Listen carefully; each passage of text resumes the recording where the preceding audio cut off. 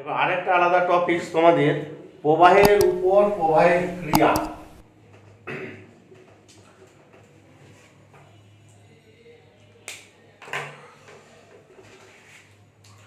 প্রবাহের উপর প্রবাহের ক্রিয়া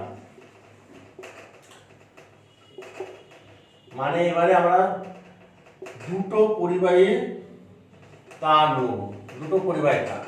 আগে নিয়েছিলাম শুধু চৌম্বক ক্ষেত্রের মধ্যে একটা আধান যদি গতিশীল হয় তার উপর প্রযুক্ত বল, তারপরে দেখলাম চৌম্বক ক্ষেত্রের মধ্যে একটা পরিবাহী তার রেখে তার মধ্যে দিয়ে কারেন্ট পাঠালে সেই পরিবাহী তার উপর প্রযুক্ত বল কত সেই হিসাব করা হয়েছে। এবারে আমরা কি করব, দুটো পরিবাহী তার নেব, এই একটা পরিবাহী তার আর আরেকটা পরিবাহী তার, দুটোর মধ্যে দিয়ে কারেন্ট পাঠাবো। তাহলে কি হবে, একজন আরেকজনের উপর বল প্রয়োগ করবে, সেই প্রযুক্ত বলের মান কত, দিক কত, কোন দিকে কাজ করবে সেগুলো আমরা ক্যালকুলেশন করব। ঠিক আছে, তো ফার্স্ট হচ্ছে ধরো একটা ধরো 1 নম্বর একটা পরিবাহী তার, প্রথম তার, এর মধ্যে দিয়ে ধরো I1 কারেন্ট যাচ্ছে। ওকে, তাহলে I1 কারেন্ট গেলে আমরা জানি এটা অসীম দৈর্ঘ্যের কিছু তার, তাহলে এর মধ্যে দিয়ে I1 কারেন্ট গেলে সেই বায়োসাভার সূত্রের যে দ্বিতীয় অ্যাপ্লিকেশন, না সরি প্রথম অ্যাপ্লিকেশন, অসীম দৈর্ঘ্যের কিছু তারের মধ্যে দিয়ে I1 কারেন্ট গেলে এই পরিবাহী তার হতে r দূরত্বের চৌম্বক ক্ষেত্রের মান নির্ণয় করব। চৌম্বক ক্ষেত্রের মান কত হবে, এবার দিক কোন দিকে হবে, যেহেতু কারেন্ট যাচ্ছে এইদিকে তাহলে বুড়ো আঙুলটাকে কারেন্টের দিকে দিলে চারটে আঙুলটাকে ছেদ করছে ভিতরের দিকে, তাহলে এখানে চৌম্বক ক্ষেত্রের উন্মুখ হবে নিচের দিকে, মান হচ্ছে b। তাহলে r দূরত্বে সব চৌম্বক ক্ষেত্রের উন্মুখ হবে সব দেখো নিচের দিকে হবে চৌম্বক ক্ষেত্রের উন্মুখ। I1 কারেন্ট গেলে জন্য চৌম্বক ক্ষেত্রের উন্মুখ সব কি হবে, তলের সঙ্গে লম্ব বরাবর নিচের দিকে, এখানে নিচের দিকে আর এই পাশে হলে সামনের দিকে আসতো। আমি ও পাশের দিকে দেখাচ্ছি, সেই চৌম্বক ক্ষেত্রের মানটা কত হবে, B1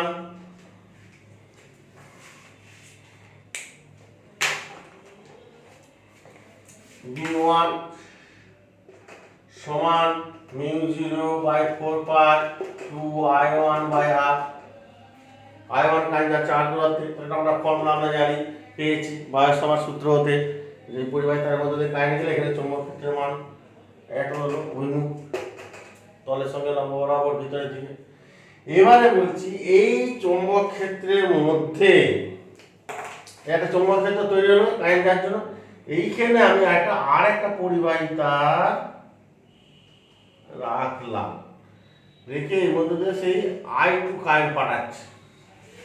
ঠিক আছে, তার দ্বিতীয় একটা পরিবাহী তার রেখেছি, দ্বিতীয় পরিবাহী তার এর মধ্য দিয়ে I2 কারেন্ট যাচ্ছে। তাহলে বি চৌম্বক ক্ষেত্রের মধ্যে একটা পরিবাহী তার আছে, তাই এই পরিবাহী তারের উপর প্রযুক্ত বল কত হবে, F সমান আমরা জানি BIL ফর্মুলা, B হতে পাই তাতে প্রযুক্ত বল F সমান B, B মানে যে জন্য চৌম্বক ক্ষেত্র B তৈরি হয়েছে, তাই তো B B1 তাহলে B1 IL, তাহলে B1 I মানে হচ্ছে B1 তৈরি হয়েছে এর জন্য, তাহলে B1 সমান, আর I মানে এটার মধ্যে I2 কারেন্ট যাচ্ছে, আর L মানে L সমান ধরেছি তারটার একক দৈর্ঘ্য ধরেছি, কারণ অসীম দৈর্ঘ্যের তার তো তারটার দৈর্ঘ্যটা আমি ধরে নিচ্ছি এক একক দৈর্ঘ্য ধরেছি, এই তারে একক দৈর্ঘ্যের উপর যুক্ত বল বের করব।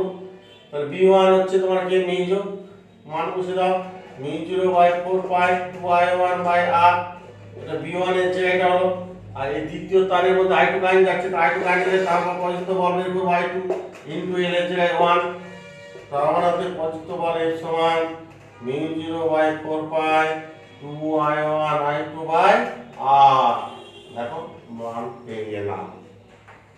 ওকে, এটা মানটা পেয়ে গেলাম, এটা রাশিমালা নির্ণয় পরীক্ষায় পরে করবে, করে আর এখান থেকে 1 অ্যাম্পিয়ার পরমাত্রার সংজ্ঞা এখান থেকে আমরা বের করে নেব।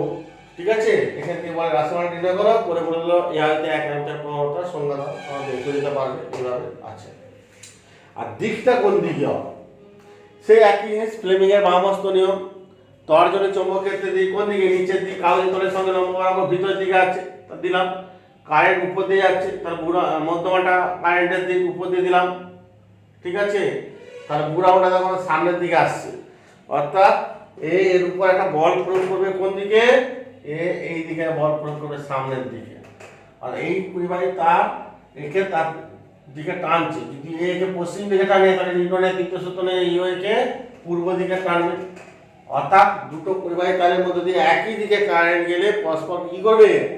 আকর্ষণ করবে। ওই জন্য আমরা বলি যে সমমুখী প্রবাহ হলে পরস্পরকে আকর্ষণ করবে, এবং আকর্ষণ বলের মান হচ্ছে এইটা। I1 I2 কারেন্ট যাচ্ছে, r দূরত্বে আছে, তাহলে আকর্ষণ বলের মান F = μ0/4 পাই * 2I1 I2 r। এই ফর্মুলাটাও মুখস্থ রাখবে, অঙ্ক করতে কাজে লাগবে। আর যদি সমমুখী না হয়ে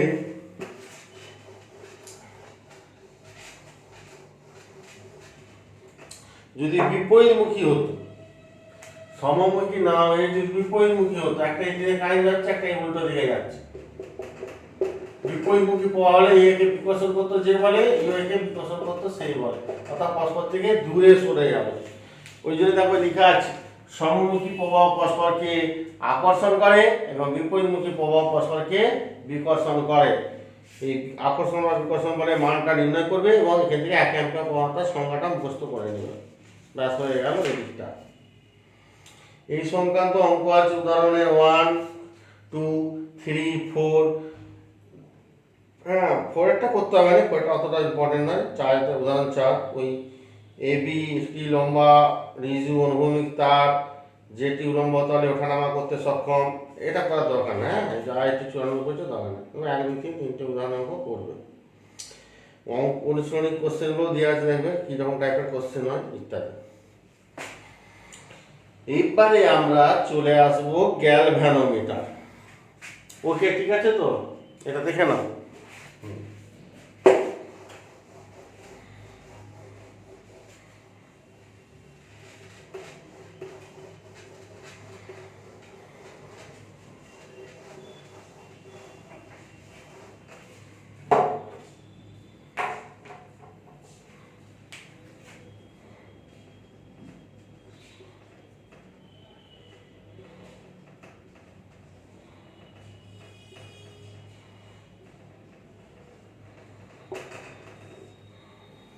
গ্যালভানোমিটার। গ্যালভানোমিটার কাকে বলে আমরা জানি। কাকে বলে না, যে যন্ত্রের সাহায্যে কোনো বর্তনীতে তড়িৎ প্রবাহ হচ্ছে কিনা আমরা পর্যবেক্ষণ করতে পারি, আর তড়িৎ প্রবাহ হলে কতটা পরিমাণ তড়িৎ প্রবাহ হচ্ছে তার মানটা পরিমাপ করতে পারি, সেই যন্ত্রটাকেই বলা হয় গ্যালভানোমিটার। হ্যাঁ, কি হলো? দেরি হবে।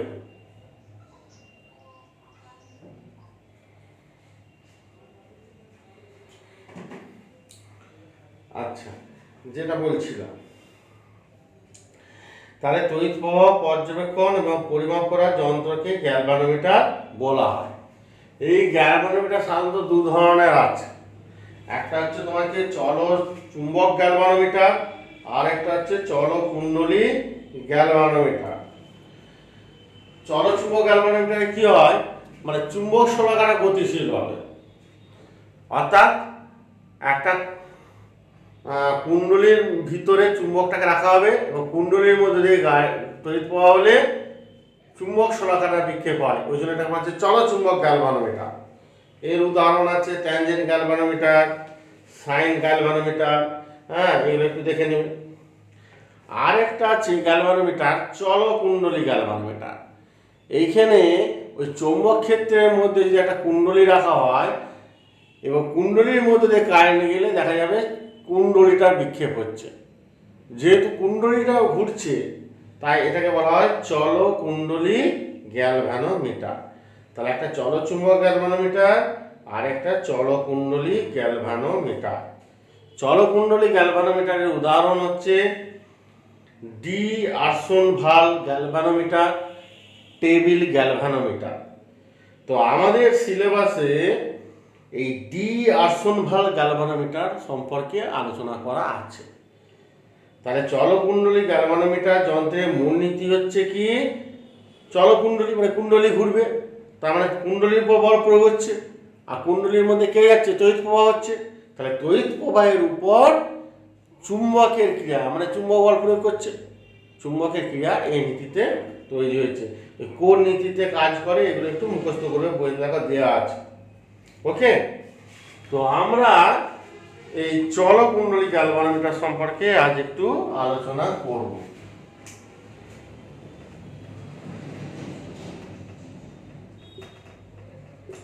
চলকুণ্ডলী গ্যালভানোমিটার। ওকে, তো জিনিসটা কি দেবে, বইতে ছবিটা দেওয়া আছে, আমি ছবিটা একটু মোটামুটি আঁকছি। যে এরকম একটা চুম্বক আছে, দেখবেন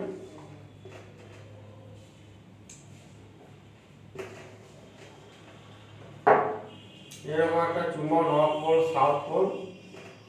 এখানে একটা কুণ্ডলী রাখা আছে, কুণ্ডলীটাকে একটা সুতো দিয়ে ঝুলানো আছে, ফসফর ব্রোঞ্জের সুতো দিয়ে। আর এই সুতোতে একটা আয়না বা মিরর আছে, আয়না, এটা ব্যাস।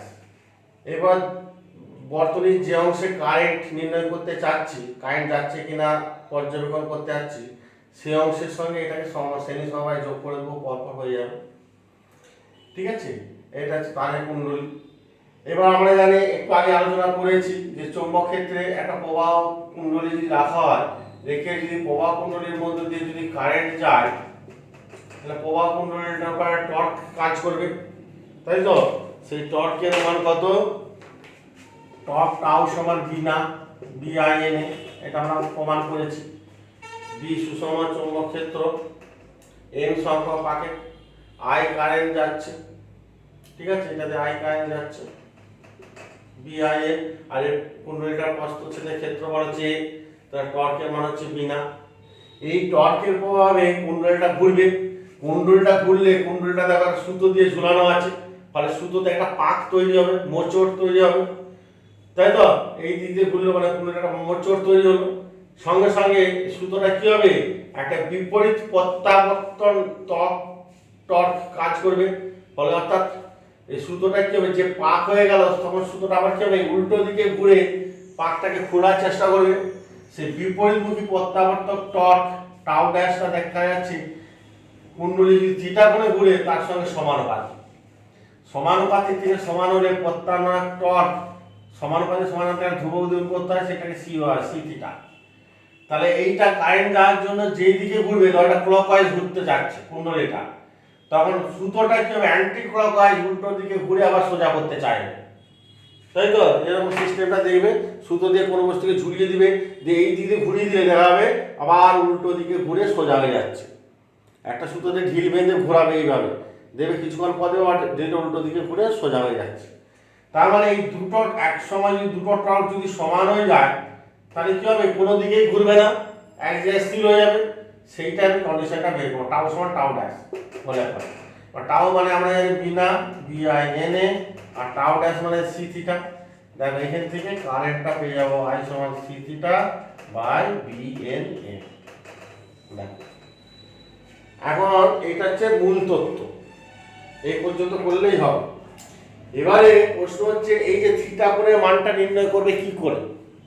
সেই জন্য আমরা কি করি, বইতে একটা ছবি দেওয়া আছে নীল রঙের, এই যে আয়না, এটা নীল রঙের যে লাইনটা আছে এটা আয়না। এই আয়নায় ধর আমি এই দিকে আলো ফেললাম, আলো এই দিকে আয়না গিয়ে পড়ে এই দিকে প্রতিফলিত হয়ে আসবে। তো আয়নায় ধর এখানে একটা আয়না যেটা আছে,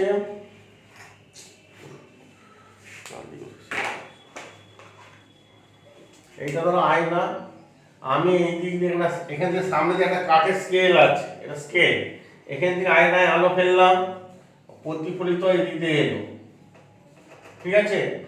এইখানে যে ঘরে এলো স্কেলে যেখানে পড়ে সেখানে আমি দাগ দিলাম, ধরে এ দাগ, ঠিক আছে? এবারে আমি কি করব, কুণ্ডলীর মধ্যে দিয়ে কারেন্ট পাঠাবো, কুণ্ডলী থিটা কোণে ঘুরে যাবে, কুণ্ডলী যদি থিটা কোণে ঘুরে যায়, তাহলে আয়নাটাও থিটা কোণে ঘুরে গেল। আয়নার থিটা কোণে ঘুরে গেলে যেহেতু আপতিত রশ্মি স্থির আছে, তাহলে প্রতিফলিত রশ্মিটা ডবল কোণে ঘুরে যাবে, 2 থিটা কোণে ঘুরে যাবে, 2 থিটা। এ থেকে এটা এসে সরে আসবে, এটা ধরলাম আমি সরে গেল কত, x দূরত্ব সরে গেল, ঠিক আছে? এটা d দূরত্ব সরে গেল, আর এখান থেকে এটা দূরত্ব হচ্ছে ক্যাপিটাল D। তাহলে আমরা জানি বৃত্তচাপ কোণ সমান কত, বৃত্তচাপ বাই ব্যাসার্ধ, বৃত্তচাপ হচ্ছে ডি আর ব্যাসার্ধ হচ্ছে ডি, অতএব থিটা সমান স্মল ডি বাই 2d। এখান থেকে আমরা কোণটা কত কোণে কুণ্ডলীটা সরে গেল সেই কোণটা আমরা এখান থেকে পেয়ে যাবো। এর মানটা এখানে বসিয়ে দাও, C by B N A থিটার জায়গায় স্মল ডি বাই 2d।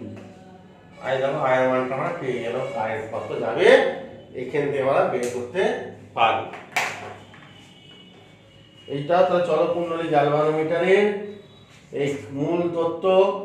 আর এই এই থিটা সমান স্মল ডি বাই 2d এই দুটো একটু লিখতে হবে পরীক্ষা যদি পড়ে, তাই হয়ে গেল। এবারে গ্যালভানোমিটারটাকে একটু চেঞ্জ করে অ্যামিটার ভোল্টমিটারে পরিণত করা যায়। আমরা পড়িয়েছি ওহমের সূত্র চ্যাপ্টারে। গ্যালভানোমিটার থেকে অ্যামিটার তৈরি করতে গেলে আমরা জানি গ্যালভানোমিটারের সঙ্গে সমান্তরালে নিম্নমানের রোধ যোগ করে অ্যামিটার তৈরি হয়। আর ভোল্টমিটারে রূপান্তরিত করতে গেলে কি হয়, গ্যালভানোমিটারের সঙ্গে শ্রেণী সমবায়ে উচ্চমানের রোধ যোগ করে ভোল্টমিটার তৈরি করা হয়। ঠিক আছে, এইগুলো আমরা আগে পড়িয়ে নিয়েছি, এখানেও একটু দেওয়া আছে, একটু দেখে নেবে। অ্যামিটার দিয়ে প্রবাহমাত্রা মাপা যায়, তড়িৎ প্রবাহমাত্রা। ভোল্টমিটার দিয়ে বিভব প্রভেদ বা ভোল্টেজ পরিমাপ করা যায়। অ্যামিটারকে বর্তনীতে শ্রেণী সমবায়ে যোগ করা হয়, আর ভোল্টমিটারকে সমান্তরালে যোগ করা হয় ইত্যাদি। অ্যামিটার হচ্ছে কি না, গ্যালভানোমিটারের সঙ্গে সমান্তরালে যুক্ত একটা নিম্নমানের রোধ রাখলে অ্যামিটার তৈরি হয়। আর ভোল্টমিটার কীভাবে তৈরি হয় না, গ্যালভানোমিটারের সঙ্গে শ্রেণী সমবায়ে উচ্চমানের রোধ যোগ করে ভোল্টমিটার তৈরি করা হয়। ঠিক আছে, পার্থক্যগুলো করে নেবে। আর এখানে উদাহরণে 1 2 3 4 5 6 7 এই সব 7টা উদাহরণের অঙ্ক আছে, এগুলো একটু তোমরা দেখে নেবে। হয়ে গেল জিনিসটা, আর কিছু নেই। এখানে হর্সগুলো বেশি ইম্পর্টেন্ট। একবারে তোমাদের দেওয়া আছে অনেকগুলো হর্স দেওয়া আছে, 46টা আমি দেখতে পাচ্ছি হর্স আছে। এগুলো মোটামুটি সবগুলোই ভালো করে প্র্যাকটিস করবে। এই হর্স থেকে বেশি কোশ্চেন পড়ে। প্রশ্ন উত্তর, যে কোশ্চেন অ্যান্সার করে দেওয়া আছে না, প্রশ্ন দেওয়া আছে উত্তর দেওয়া আছে, এইগুলো একটু সবগুলোই বাড়িতে দেখতেই হবে, উপায় নাই। ঠিক আছে, আর এখন আমি এখানে প্রশ্ন নাম্বার বলে দেবো, তোমাদের সঙ্গে নাও মিলতে পারে, নাহলে কিছু আমি সাজেশান দিতাম, এগুলো এগুলো ইম্পর্টেন্ট। এগুলো পরে দেখা যাক, পরে হলে যখন যাবো তোমাদের এখানে তখন সাজেশান করে দেবো, এগুলো কোনগুলো ইম্পর্টেন্ট বলে দেবো। ঠিক আছে।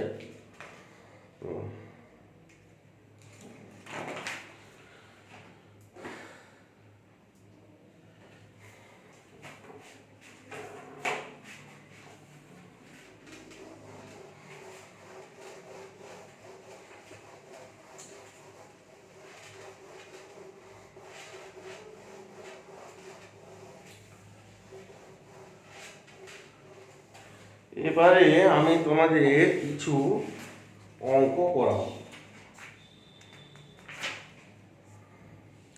Problem set. ঠিক আছে, গাণিতিক সমস্যা।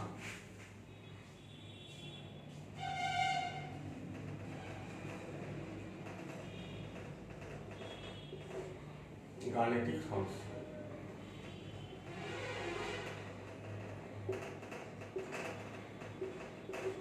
সেট 1।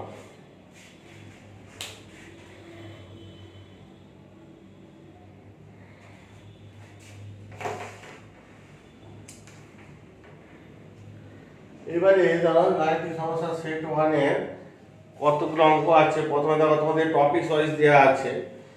প্রথমে আছে বায়োসাভার্ট সূত্র দিয়ে অঙ্ক দেওয়া আছে। আমি অঙ্কটা করছি বায়োসাভার্ট সূত্রে 1 নম্বরের 1 দাগের অঙ্কটা, ফার্স্ট অঙ্কটা দেখাচ্ছি কিভাবে আছে। দেখো বলছে 4 সেমি দূরত্বে রাখা দুটি দীর্ঘ ঋজু সমান্তরাল তারের প্রতিটির মধ্য দিয়ে 10 অ্যাম্পিয়ার প্রবাহ চলছে। দুটি প্রবাহ পরস্পর বিপরীতমুখী হলে তার দুটির ঠিক মাঝের একটি বিন্দুতে চৌম্বক ক্ষেত্রের মান কত হবে, এটা আমাদের করতে হবে। 3 নয়। তো যাই হোক, আমি মোটামুটি 4 মিটার দূরত্বে 4 সেমি দূরত্বে দুটো সমান্তরাল তার আছে। তাহলে এরকমভাবে দুটো সমান্তরাল তার রাখলে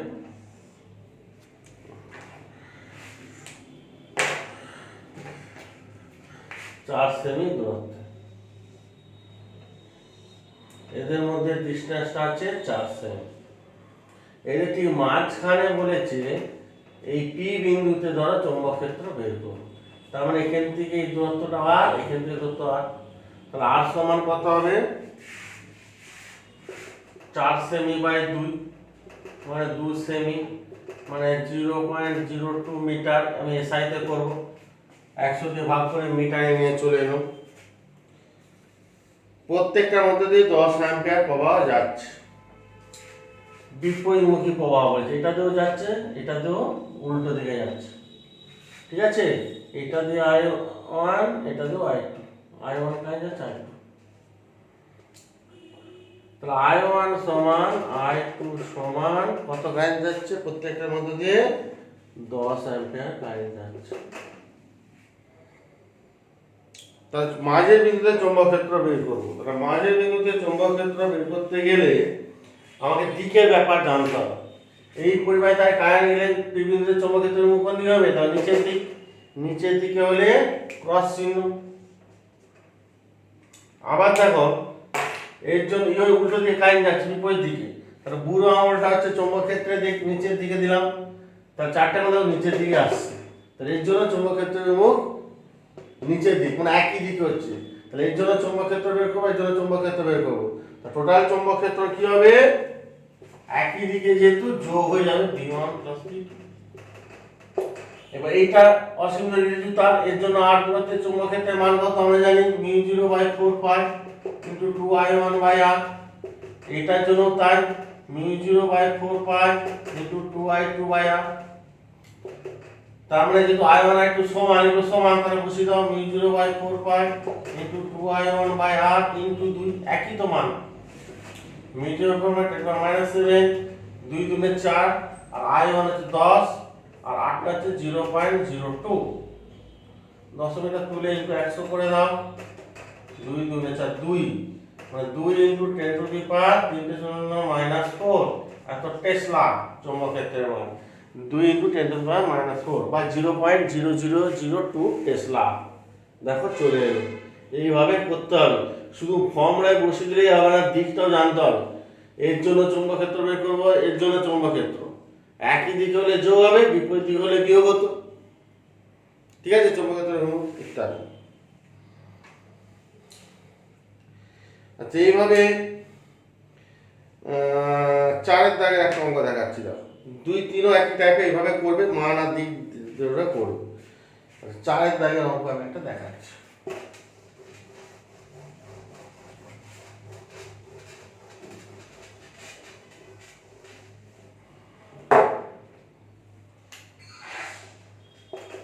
চারের দাগে আমরা পড়ছি, দেখো হাইড্রোজেন পরমাণু ইলেকট্রনের প্রথম কক্ষপথের ব্যাসার্ধ 0.5 অ্যাংস্ট্রম। এই কক্ষপথে ইলেকট্রনটি 2.2 × 10⁶ মিটার/সেকেন্ড সমবেগে ঘুরছে। এই ইলেকট্রনের গতির জন্য পরমাণুর কেন্দ্রে কত চৌম্বক ক্ষেত্র উৎপন্ন হবে? তার মানে হাইড্রোজেন পরমাণু ইলেকট্রনটা বৃত্তাকার পথে ঘুরছে, তাই তো? ব্যাসার্ধ দেওয়া আছে 0.5 অ্যাংস্ট্রম। 1 অ্যাংস্ট্রম মানে জানি 10⁻⁻10 মিটার, মিটারে আনতে হবে। বেগটা কত বেগে ঘুরছে? ভিটা দেওয়া আছে 2.2 × 10⁶ মিটার/সেকেন্ড বেগে ঘুরছে। কেন্দ্রে হাইড্রোজেন পরমাণুর কেন্দ্রে চৌম্বক ক্ষেত্র বের করতে হবে। B সমান কত? হাইড্রোজেন পরমাণুর মধ্যে ইলেকট্রনটা, একটা ইলেকট্রন v বেগে ঘুরছে, আর ব্যাসার্ধে বৃত্তাকার পথে ঘুরছে। তাহলে বৃত্তাকার পথে ঘুরতে গেলে ক মাত্রা আগে বের করতে হবে। আর ইলেকট্রন মানে আধান, গতিশীল আধান, আধান ঘুরছে মানে তড়িৎ প্রবাহ হচ্ছে। তড়িৎ প্রবাহ সমান কি? Q/T। Q মানে একটা ইলেকট্রন ঘুরছে আধানই, আর T মানে কি? এক পা ঘুরতে যে সময় লাগে, এক পা ঘুরতে কত সময় লাগে? সময় সমান দূরত্ব বাই বেগ, EB/2πr। এই দেখো কারেন্ট হয়ে গেল। আবার বৃত্তের কেন্দ্রের চৌম্বক ক্ষেত্রের ফর্মুলা B সমান জানি μ0I/2r। অ্যাম্পিয়ারের বদ্ধপথের সূত্র থেকে পেয়েছি বা বারাসার সূত্র থেকে পেয়েছি। মিউ জিরো মান বসে দাও 4 pi into 10 to the power -7, আইটা পেয়ে গেছি যে E V by 2 pi R into 1/2 আর বসিয়ে দিবে।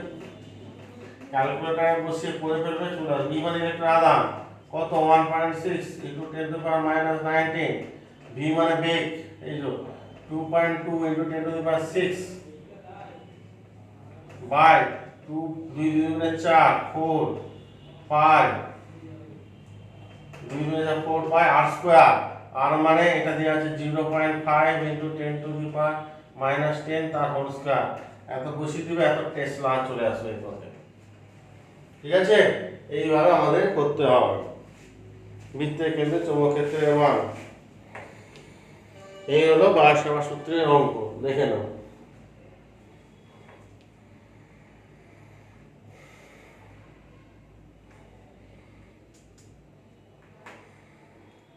এবারে চলে এসো অ্যাম্পিয়ারের বদ্ধপথের সূত্র থেকে অঙ্ক। এটা হচ্ছে তো, মুছে দিচ্ছি।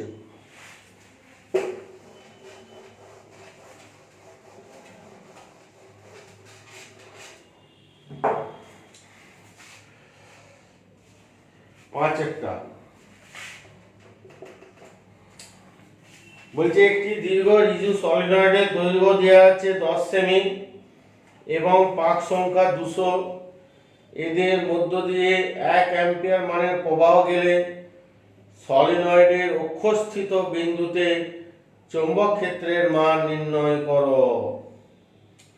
তার মানে সলিনয়েডের দৈর্ঘ্য এল দেওয়া আছে কত, লিখে পেল 10 সেমি মানে 0.1 মিটার, পাক সংখ্যা 200, টোটাল পাক 200, 1 অ্যাম্পিয়ার কারেন্ট যাচ্ছে, I সমান 1 অ্যাম্পিয়ার। সলিনয়েডের অক্ষের উপর চৌম্বক ক্ষেত্রের মান নির্ণয় করো। B সমান কত জানতে চেয়েছি, তাহলে আমরা জানি B সমান মিউ জিরো এন আই, সলিনয়েডের কেন্দ্রে চৌম্বক ক্ষেত্রের ফর্মুলা, ব্যাস বসিয়ে দাও। সমান মিউ জিরো ছোট এন মানে বড় এন বাই বড় এল ইনটু আই, একক দৈর্ঘ্যের পাক সংখ্যা লিখি। মিউ জিরো মান বসিয়ে দাও 4 pi into 10 to the power -7, বড় এন মানে 200 পাক, এল মানে 0.1 মিটার, আই মানে কত 1 অ্যাম্পিয়ার, এত টেসলা। ক্যালকুলেটর বসিয়ে দিলে উত্তর চলে আসবে। ইজি জিনিস, শুধু ফর্মুলায় বসিয়ে দিলে চলে আসবে, দেখে নিন।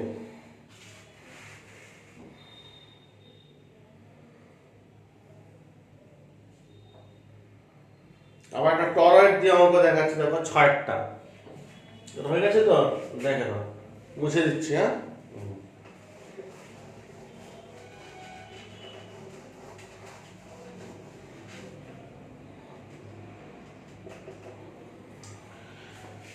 তো একটি টরয়েডের ব্যাসার্ধ 0.2 মিটার এবং পাক সংখ্যা 1000, এদের মধ্য দিয়ে 100 মিলি অ্যাম্পিয়ার মানের প্রবাহ গেলে টরয়েডের অক্ষের উপর যে কোনো বিন্দুতে চৌম্বক ক্ষেত্রের মান নির্ণয় করো। তার মানে টরয়েডের ব্যাসার্ধ দেওয়া আছে আর সমান দেওয়া আছে 0.2 মিটার, পাক সংখ্যা 1000, n সমান 1000, 100 মিলি অ্যাম্পিয়ার মানে পাওয়া যাচ্ছে, I সমান 100 মিলি অ্যাম্পিয়ার মানে 0.1 অ্যাম্পিয়ার, 1000 দিয়ে ভাগ করলে এটা আসছে। টরয়েডের অক্ষের উপর চৌম্বক ক্ষেত্র মান নির্ণয় করতে হবে, মানে B সমান কত।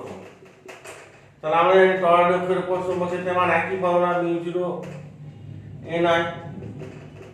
মিউ জিরো ছোট এন মানে মোট পাক সংখ্যা বাই টরয়েডের বৃত্তের পরিধি 2 pi R into I. Okay, এখানে ভ্যালু পুট করব। মিউ জিরো মানে 4 pi into 10 to the power -7, N মানে মোট পাক সংখ্যা 1000 বাই 2 পাই ইনটু আর দিয়েছে 0.2 ইনটু আই দেওয়া আছে 0.1, এত টেসলা। ক্যালকুলেটরে বসিয়ে দেবে, 2 পাই 4 পাই কেটে 2, ক্যালকুলেটরে বসিয়ে দেবে, দেখুন উত্তর চলে আসবে। হয়ে গেল দিকটা। এবারে তড়িৎ ক্ষেত্র এবং চৌম্বক ক্ষেত্রে আয়তকণার গতি, এই টপিকসের উপর কিছু অঙ্ক আছে। এগুলো একটু দেখাচ্ছি।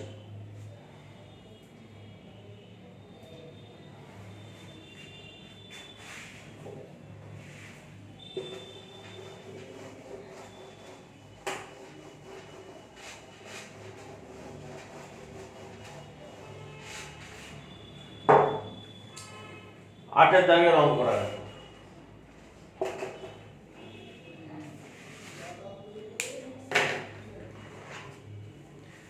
একটি অঞ্চলে একটি তড়িৎ ক্ষেত্র এবং একটি চৌম্বক ক্ষেত্র পরস্পরের সমকোণে ক্রিয়া করছে। তড়িৎ ক্ষেত্রের প্রাবল্য E সমান 10⁵ ভোল্ট পার মিটার এবং চৌম্বক ক্ষেত্রের প্রাবল্য B সমান 0.4 টেসলা। কিউ আধানকে উভয় ক্ষেত্রের সমকোণে কত বেগে প্রক্ষেপ করলে এটির কোনো বিক্ষেপ হবে না। তার মানে তড়িৎ ক্ষেত্রে প্রাবল্য ই দিয়ে আছে 10⁵ ভোল্ট পার মিটার, এসআই থেকে কাছে। চৌম্বক ক্ষেত্রে প্রাবল্য বি দেওয়া আছে 0.4 টেসলা। কত বেগে যে কিউ আধানকে উভয় ক্ষেত্রে সমকোণে কত বেগে প্রক্ষেপ করলে কোনো বিক্ষেপ হবে না।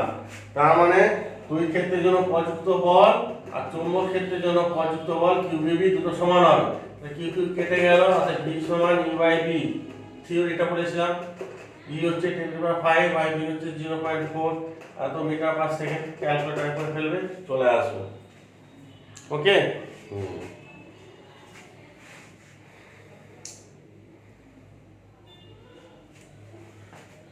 দেখে নাও। ঠিক আছে, একটু সহজই জিনিস, একটু পড়ে শুধু ডাটাগুলো দেখে তোমাকে বুঝে নিতে হবে কি কি ফর্মুলায় হবে। হয়েছে?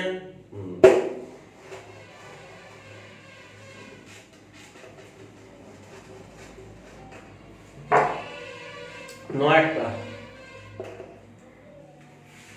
একটি ডয়টেরনকে 1 ওয়েবার পার মিটার স্কয়ার প্রাবল্যের চৌম্বক ক্ষেত্রের সমকোণে প্রক্ষেপ করলে ঘূর্ণনের পর্যায়কাল কত? ডয়টেরনের ভর দেওয়া আছে 3.3 × 10⁻⁻27 কেজি এবং আধান 1.6 × 10⁻⁻19 কুলম্ব। তাহলে কি দেওয়া আছে? চৌম্বক ক্ষেত্র বি দেওয়া আছে 1 ওয়েবার পার মিটার স্কয়ার, মানে 1 টেসলা।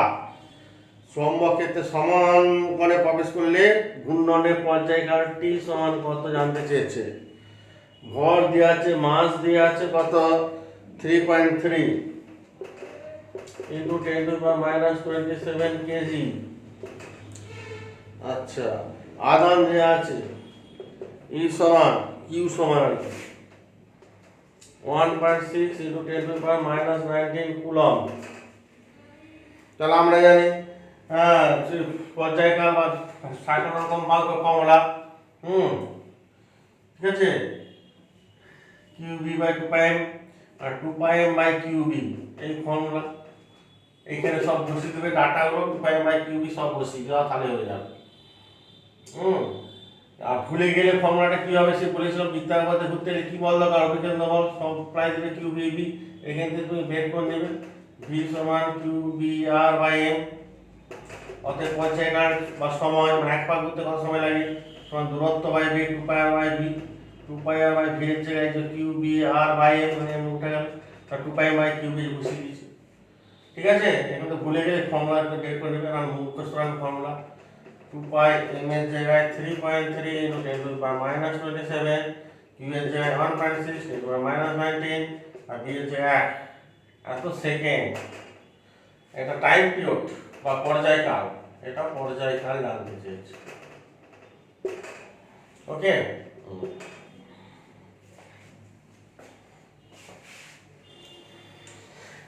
হয়ে গেল 9, 10, 11, তাই একই টাইপের আছে 12, 13 ইত্যাদি। এবারে একই ধরনের অঙ্কগুলো ছিল, ঘরে একটু দেখবে, সব আশা করি পেরে যাবে। এবারে তড়িৎ প্রবাহের উপর চুম্বকের ক্রিয়া, এই নীতি কিছু অঙ্ক দেখায়, বুঝে দিচ্ছি।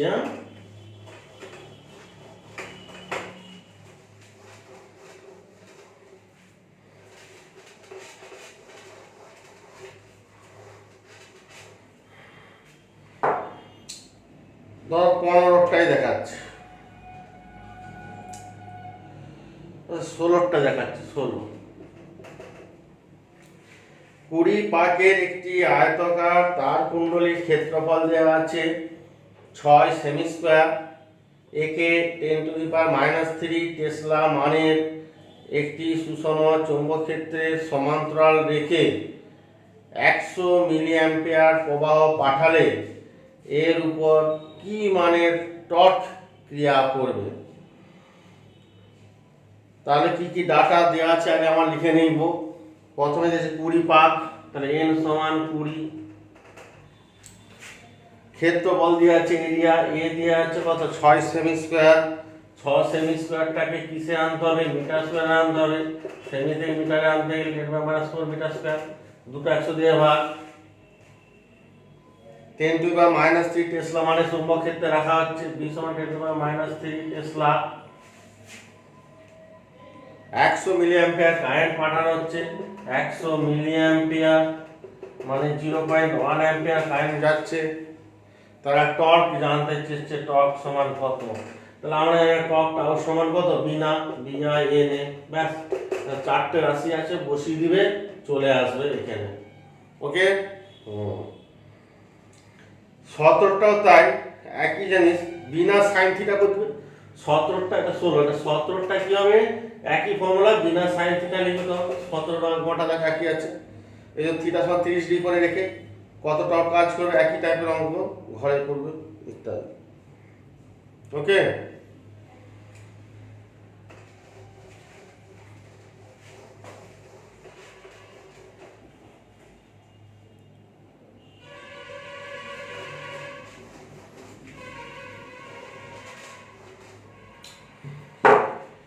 এবারে চলে এসো তড়িৎ প্রবাহের উপর তড়িৎ প্রবাহের ক্রিয়া। এই টপিকসের উপর কিছু অঙ্ক তোমাদের দেখাচ্ছি। 19-এর দাগের অঙ্কটা দেখো। 19-এর দাগে কি বলছে শুনো। একটি দীর্ঘ ঋজু সমান্তরাল পরিবাহী তার পরস্পরের থেকে 8 মিলিমিটার দূরত্বে আছে। প্রতি মিটার দৈর্ঘ্যে 0.01 নিউটন বল উৎপন্ন করতে উভয় তারের মধ্য দিয়ে কি মানের তড়িৎ প্রবাহ পাঠাতে হবে?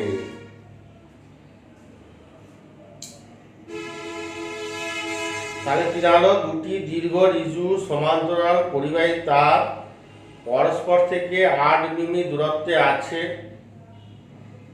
হ্যাঁ, দুটি ঋজু সমান্তরাল পরিবাহী তার এরকম, দুটোর মধ্যে ডিসটেন্স কত, আর কত দেওয়া আছে, 8 মিমি, মানে 8 × 10⁻³ মিটার। প্রতি মিটার দৈর্ঘ্যে প্রযুক্ত বল, মানে তারটা দৈর্ঘ্য যদি F সমান 1 মিটার হয়, তাহলে F সমান কত দেওয়া আছে, বলটা কত দেওয়া আছে, 0.01 নিউটন।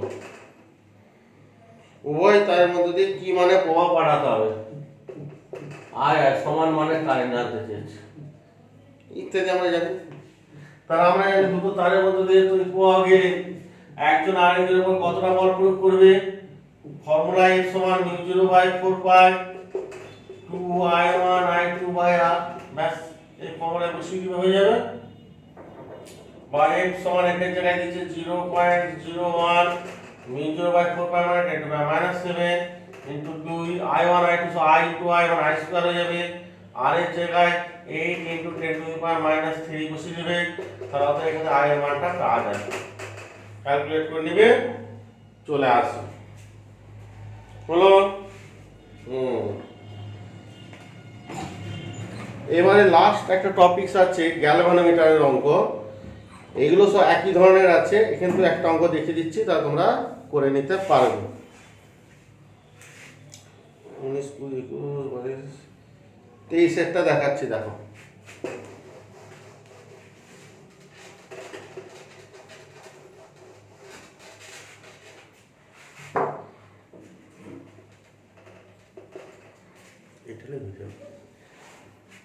একটি 23 দাগের অঙ্কটা একটু দেখে নাও। একটি চলকুণ্ডলী গ্যালভানোমিটারের রোধ 99 ওহম এবং সর্বোচ্চ বিক্ষেপের জন্য প্রয়োজনীয় প্রবাহ মাত্রা 100 মাইক্রো অ্যাম্পিয়ার।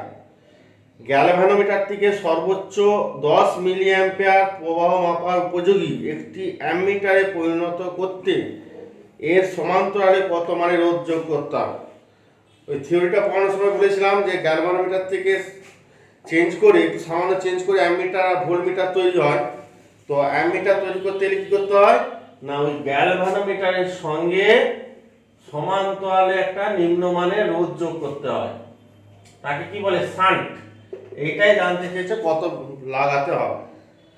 তো এখান থেকে দেখো ও কি কি ডাটা দিয়ে আছে দেখে নাও। চলকুণ্ডলী গ্যালভানোমিটারের রোধ, গ্যালভানোমিটারের রোধটাকে জি দিয়ে প্রকাশ করা হয়, তার মান দেওয়া আছে 99 ওহম। আর এই ভাষাটা বুঝবে যে সর্বোচ্চ বিক্ষেপের জন্য প্রবাহ মাত্রা 100 মাইক্রো অ্যাম্পিয়ার। তার মানে এই গ্যালভানোমিটারের মধ্যে দিয়ে সর্বোচ্চ যে কারেন্ট যাবে সেই কারেন্ট হচ্ছে গ্যালভানোমিটার কারেন্ট, আইজি দিয়ে প্রকাশ করা হয়। তারপরে সর্বোচ্চ বিক্ষেপ লেখা থাকা মানে বুঝে নিবে এটা গ্যালভানোমিটারের কারেন্ট তোমার দেওয়া আছে, সেটা দেওয়া আছে 100 মাইক্রো অ্যাম্পিয়ার। মাইক্রো মানে 10⁻⁶ অ্যাম্পিয়ারে এসে গেল। আর টোটাল যে কারেন্টটা দেওয়া আছে সেটা 10 মিলি অ্যাম্পিয়ার। টোটাল যে এখানে যে কারেন্ট আইটা দেওয়া আছে কত, 10 মিলি অ্যাম্পিয়ার হচ্ছে টোটাল কারেন্টটা দেওয়া আছে। মানে 10 × 10⁻³ অ্যাম্পিয়ার হচ্ছে টোটাল কারেন্টটা দেওয়া আছে। তাহলে কত শান্ট যোগ করতে হবে, এইটা ইজি জিনিস। একেবারে তুমি কি করবে, যেহেতু এই দুটো পরস্পরের কি সঙ্গে কি সমবায় আছে, সমান্তরাল সমবায় আছে, তাহলে এটা এ বিন্দু, এর অপর প্রান্ত বি, এর একটা প্রান্ত এই একটা বি, এই দু প্রান্তে যা ভোল্টেজ, ভোল্টেজ সমান কত, ওহমের সূত্র অনুযায়ী কারেন্ট ইনটু রোধ, এই দু প্রান্তে ভোল্টেজ সমান কারেন্ট ইনটু রোধ। একটু পরে করছি আপনারা, কারেন্ট ইনটু রোধ, এর দু প্রান্তে যা ভোল্টেজ হবে এরও দু প্রান্তে ভোল্টেজ তাই হবে। এরপর দেখো টোটাল কারেন্ট থেকে কিছুটা গ্যালভানোমিটার দিয়ে গেছে, তাহলে বাকি কারেন্টটা I - IG টা কোন দিকে যাবে, শান্টের মধ্যে দিয়ে যাবে। তাহলে এরও দু প্রান্তের ভোল্টেজ কত হবে, টোটাল এর মধ্যে দিয়ে total current I - IG into total রোধ। এইটা হচ্ছে ফর্মুলা, এটা হচ্ছে মেন ফর্মুলা। এর ভোল্টেজ যেহেতু সমান্তরাল সমবায়ে ভোল্টেজগুলো সমান হবে, আর ওহমের সূত্র অনুযায়ী ভোল্টেজ সমান কারেন্ট ইনটু রোধ, এরও কারেন্ট ইনটু রোধ। দেখো সব ডাটা দেওয়া আছে, IGG দেওয়া আছে, I দেওয়া আছে, এসটা এখান থেকে আমরা বের করে নিতে পারবো। তাহলে এস সমান হবে IG into G divided by I - IG। এই ফর্মুলা থেকে বের করে নিতে পারবো, এটা হচ্ছে অরিজিনাল ফর্মুলা। আর না হলে তোমাদের বইতে শর্ট ফর্মে যে ফর্মুলাটা আছে ডাইরেক্ট একবারে করে দেওয়া যায়। শান্টের রোধ থিওরিটা পড়ার সময় দেখিয়েছিলাম, একবারে বসিয়ে দিবে শান্ট এস সমান G divided by n-1। Formula তো জানো, ডাইরেক্ট হয়ে যাবে। G তো দেওয়া আছে, আর n মানে প্রবাহ মাত্রা কত গুণ বাড়ছে, মানে I/IG। n মানে টোটাল কারেন্ট কত ছিল, 10 মিলি অ্যাম্পিয়ার, আর IG টা দেওয়া আছে, দুটো ভাগ করে নেবেন, সেটা চেন সব বসিয়ে দিবে, হয়ে যাবে। এটা ডাইরেক্ট হয়ে যাবে শর্ট প্রসেসে, আর নাহলে এইভাবে হলো। এইরকম অঙ্ক সব একই ধরনের অঙ্ক সব পর সব দেওয়া আছে তোমাদের প্র্যাকটিসের জন্য, ঠিক আছে। সেট ওয়ানের সব টপিক্সের একটা করে তোমাদের 2-3টে করে সব দেখিয়ে দিয়েছি, হয়ে গেল সেট ওয়ানের সব। এই সেট ওয়ান পর্যন্ত অঙ্ক করবে তাহলেই হবে, আর সেট টু দরকার নেই, লাগবে না। হ্যাঁ, আচ্ছা। আর অসুবিধা হলে বলবে, হোয়াটসঅ্যাপে যেমন বলো আমাকে বলবে, আমি করে দেবো।